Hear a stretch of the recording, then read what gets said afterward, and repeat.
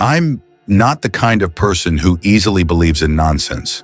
Supernatural things, ghosts, otherworldly realms, to me, they're just products of imagination. I was born and raised in the city, a place where the night lights never go out, a place where everything is illuminated and darkness is just the backdrop for brighter light. I believe in logic. I believe in science. I believe in what can be measured. And then there was one night in the middle of the Nevada desert where the darkness was no longer tamed by city lights, where silence echoed like the call of death.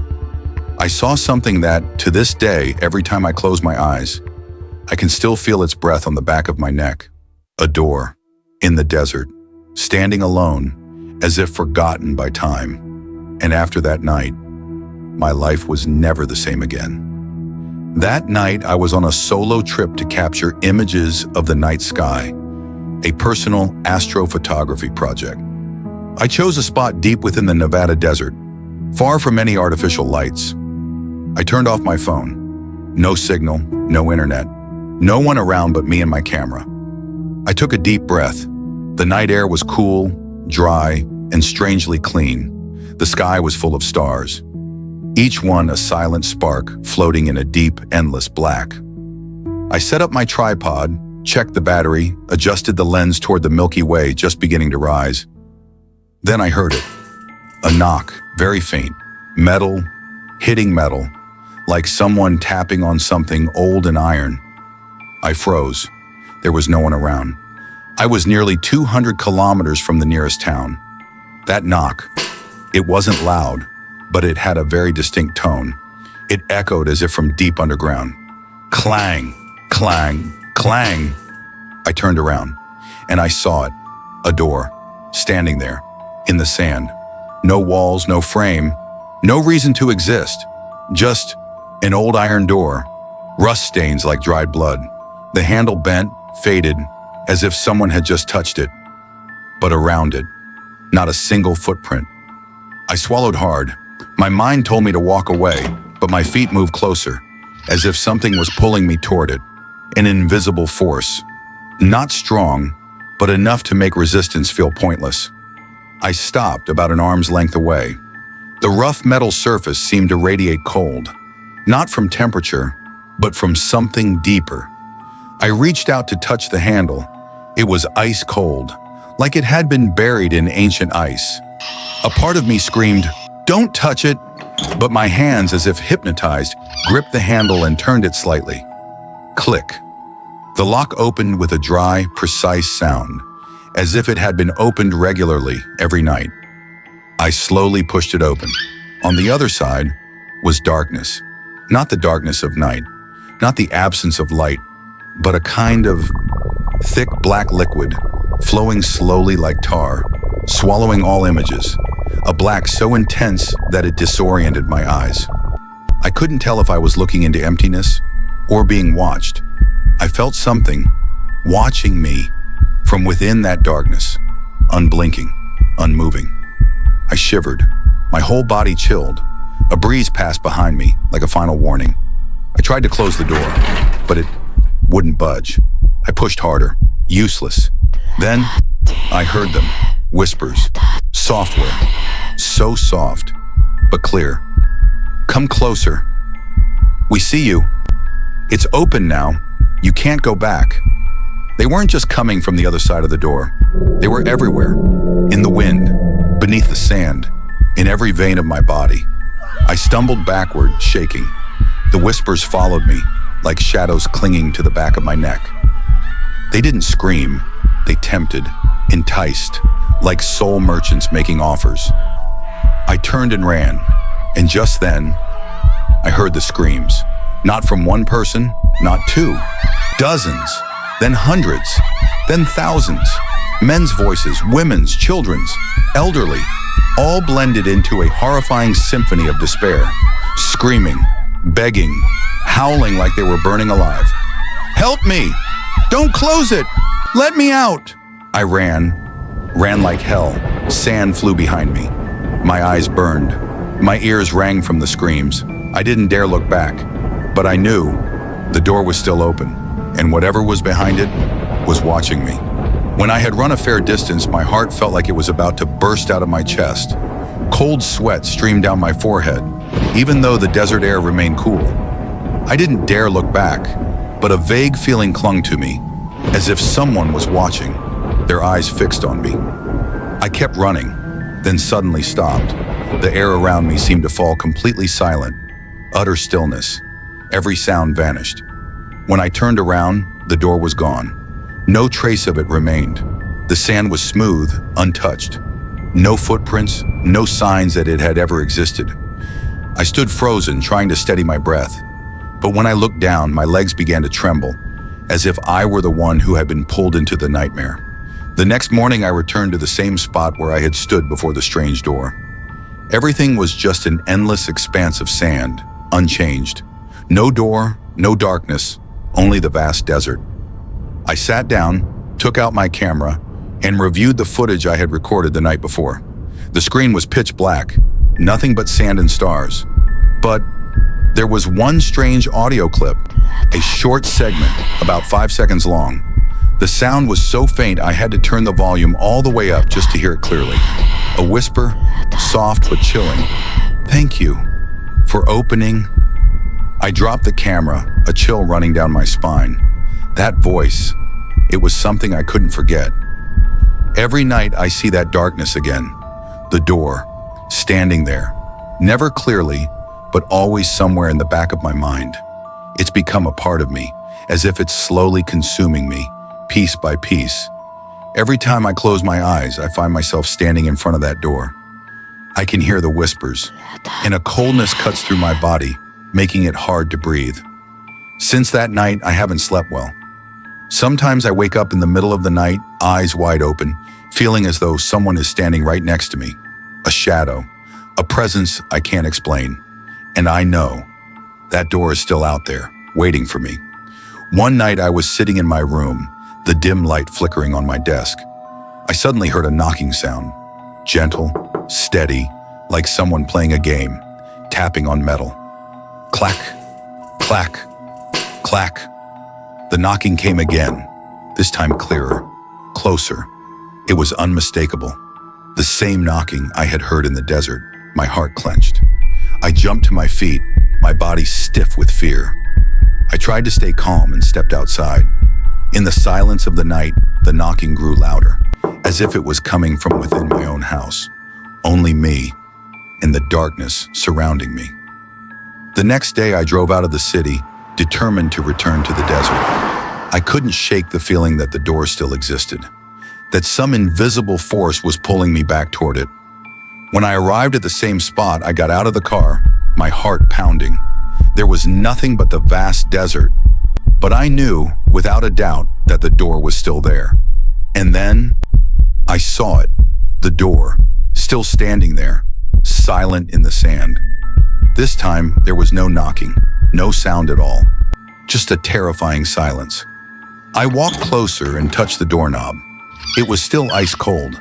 I closed my eyes, took a deep breath, and then I opened the door again. When the door opened, I saw the darkness once more. But this time it wasn't just pitch black. It was moving, like a pool of ink. It shifted and flowed, as if an invisible current was pulling everything inside. A strange motion, an invisible lure. I stood there, unable to look away. I felt drawn in, even though I knew it meant danger. But my legs were rooted to the ground, unable to move. My eyes couldn't see anything beyond the darkness. But I could feel something on the other side watching me, waiting. I couldn't stop. The fear had completely taken over. My eyes welled up, not from pain, but from an overwhelming sense of guilt. I turned and ran back toward my car, but with every step, that feeling grew stronger. The door was still there, watching me. I don't know if I'll survive what I've seen. Let me know if you'd like to adjust the tone, creepier, more poetic, etc., or need help with narration, Martian subtitles. At this point, I knew I was trapped in a never-ending loop. Every night, the door appeared again in my dreams, and the whispering returned. Thank you for opening. No one believes me. No one can understand the feeling I'm going through. But I know that door is still out there, waiting. If you ever hear a soft knock in the dark of night, don't open that door. Don't go near it, because that door is not meant for this world. Let me know if you'd like a more poetic, chilling, or dramatic version. I always thought I was the independent type, working alone, living alone, and enjoying the peace of my own space. The house I rented was in the suburbs, a quiet neighborhood about a 20-minute drive from the town center. Maybe because I love tranquility, I unintentionally chose a place too isolated. It was a Friday night and the weather was turning cold. The wind whispered through the trees in the front yard, creating a haunting sound like a voice from something invisible. I was editing some astrophotography I had taken last week. The light from my laptop was the only illumination in the room. Outside, it was pitch black. No moon, no stars. I thought it would be another peaceful night until the first knock came. Not loud, not rushed, just knock, knock, knock. Soft, but enough to chill my spine. I frowned. Who would come to my house at 11 p.m., especially when the nearest neighbor is at least 300 meters away? I stood up, walked to the door. Peeking through the small curtain beside the front door, I saw no one, but the gate in the yard was wide open. My heart raced. I locked the door tight again, reassuring myself. Maybe it's the wind. Did I forget to close the gate? I returned to my desk. Just as I sat down, the knocking came again. This time I clearly heard footsteps on the wooden porch, not imagination. I froze for a few seconds, then crept toward the bedroom window, where I could see the front porch. There was a man standing in front of my door. He wore a black hoodie, head bowed, hands deep in his pockets. He didn't move, didn't speak, just stood there like a living statue. My heart pounded. I quickly turned off all the lights in the house except my desk lamp. I should have called the police, but instead I just stood there, staring at him through the curtain. A few minutes later, he silently turned and disappeared into the night. I rushed to lock all the windows, double-checking each lock. I had never felt so scared being home alone. I didn't sleep.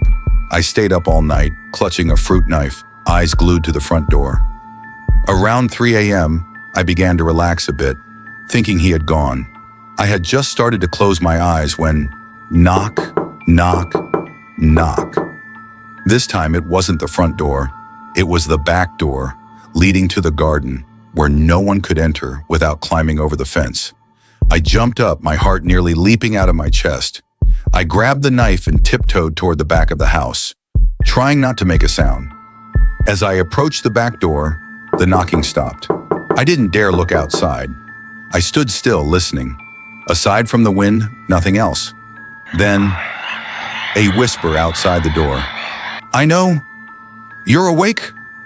I froze. Someone was whispering through the door, with a hoarse, deep voice like from somewhere dark. I ran back to my room, locked the door, and called 911. Police arrived 15 minutes later. They found no one, but they did find footprints in the garden, from the fence to my back door. The next morning, I barely slept. I checked the security camera footage and noticed something strange. From 2:55 to 3:25 a.m., all the images were scrambled, unwatchable. Why that specific time? And how did he know I was awake? Then I remembered something, maybe unrelated, but it kept resurfacing. A week ago, I had found an old black and white photo in my mailbox, showing a man standing in front of a house that looked a lot like mine. His face was crossed out with a red pen. I threw it away, thinking nothing of it. But last night, he looked exactly like the man in the photo. I moved out the following week, but the night before I left, I was packing things in the storage room. When I opened an old cabinet, I found a scrap of paper hidden under the floorboards. Scribbled in pen were the words, "You're not the first one here, and if you see him, never open the door." I still keep that paper. I moved to a more populated area with neighbors right next door, but sometimes, on sleepless nights, I still hear knocking in my mind, like a reminder that something once came looking for me, and maybe it's still looking. Now I understand, the greatest fear isn't ghosts. It's something real, flesh and blood, silently watching you from the darkness. And scarier than that is not knowing why it chose you. I still don't know who he was. A madman? A ghost? Or a forgotten memory? But I know the story isn't over, because this morning, at my new apartment, in my mailbox was another black and white photo. The same man, now standing in front of my new home's door. Have you ever felt a chill down your spine when you hear a strange noise in your own home? Imagine being alone in an apartment in New York, the city that never sleeps, but at midnight, a knock echoes from the staircase. No one should be there, not a soul in sight. Yet the knocking persists, accompanied by stealthy footsteps on the wooden floor. I'm Mr. Peter, and this is the true story that changed how I see my home forever. Stay until the end, because what I discovered in the basement will make you shiver and wonder, is something lurking in your own house? I'm Mr. Peter, 28 years old, living in a downstairs apartment in a Brooklyn townhouse in New York. The house belongs to my parents, but I rent the lower level for some privacy. The apartment has an open layout, a living room connected to a small kitchen, a hallway leading to a bedroom, bathroom, and laundry room. There's a side entrance through the living room and a staircase to the upstairs, separated by a lockable door. My parents often travel, leaving me alone in this big house. Usually I enjoy the quiet, but this time, everything changed. It was a Friday night. My parents were away for the weekend, giving me free rein. I invited two close friends, Tony and Mike, over to watch a basketball game. We blasted music, cracked open some beers, and laughed until late. The apartment was filled with music and cheers for our favorite team. When the game ended, we were all a bit tipsy. Tony and Mike decided to crash at my place since they didn't want to drive. The spacious sofa in the living room could easily fit them both. I wished them good night, locked my bedroom door as usual, and drifted off to sleep. I woke up at 3 a.m. to a strange sound.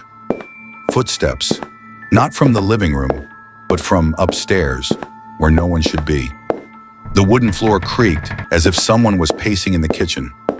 I immediately thought of Tony or Mike, maybe going upstairs for water or food from the larger fridge. I closed my eyes, trying to sleep, but then another sound made my heart pound. The doorknob to my bedroom turned slightly. Someone was trying to get in. I always lock my bedroom door, a habit from childhood, so they couldn't enter. But why would Tony or Mike try to come into my room in the middle of the night? I lay still, pretending to sleep, hoping they'd go away. The noise stopped, and I fell back asleep, uneasy. The next morning, Tony was already gone, but Mike was still snoring on the sofa. I asked Mike if he tried to enter my room last night. Yawning, he shook his head. I was blackout drunk, man. Doubt it was me. I didn't think much of it, assuming it was some drunken antics. We grabbed breakfast at a nearby diner, and the day went on as usual. But a lingering unease stayed with me. Saturday night, I got home late after hanging out with other friends. I wasn't drunk, just exhausted. After a snack and some Netflix, I turned off the TV and slipped into bed. But the moment the lights went out, I heard it again. The noise was clearer this time, creaking from upstairs like someone walking directly above me. The sound stopped, then started again, closer, as if they were heading toward the staircase. My heart raced. I sat up, listening. There was no Tony or Mike here tonight. My parents weren't back yet. So who was upstairs? I tried to convince myself it was just the wooden house settling. But then, the bedroom doorknob rattled again. This time it wasn't just turning. There was a soft knock. A slow, deliberate knock, as if someone knew I was inside and wanted me to open the door. I didn't dare speak. Hands trembling, I texted my parents, Tony and Mike, hoping someone would reply that they were here. No one answered. My parents were probably asleep, and Tony and Mike likely weren't checking their phones. I gripped my phone, eyes glued to the door. The knocking stopped, but I could feel someone's presence just beyond it. I couldn't take it anymore. I quietly slid out of bed, grabbed a baseball bat from under it, and hid behind the dresser. If someone broke in, I wasn't going down without a fight. 10 minutes passed in silence, but I didn't dare move. Finally, I called 911, whispering to the operator about the situation. They told me to stay on the line and wait for the police. I asked the police to tap on my bedroom window to signal their arrival. When I heard the tap, I opened the window and handed the officer the key to the side entrance. They quickly entered, searching every room. The downstairs was clear, but when they went upstairs, I heard shouting from my parents' bedroom. An officer yelled, "Get out now! Hands up!" I stood in the hallway, heart pounding. Peeking into the room, I saw two officers pulling a man out from under the bed. He was tall, with messy hair, wearing a filthy hoodie and torn shorts. His eyes locked onto mine, filled with hatred and madness, as if he wanted to tear me apart. I stepped back, feeling like a weight was crushing my chest. The police escorted the man out of the house. They asked if I knew him, and I shook my head.